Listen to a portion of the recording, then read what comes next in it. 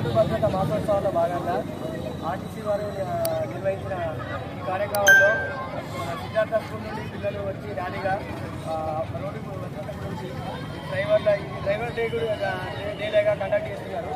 So వాళ్ళ తరఫున depot manager గారు నిర్వహించిన ఇక్కడ కార్యక్రమం అద్భుతంగా జరిగింది.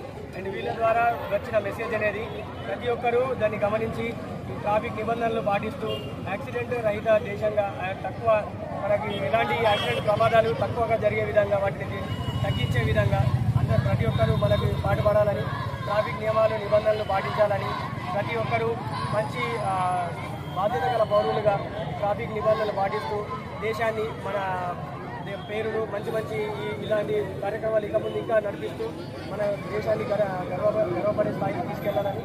అండ్ ఈ మన కూడా మా చెప్పారు, మంచి విషయాలు చెప్పారు. వీళ్ళు ఏంటంటే ప్రస్తుతం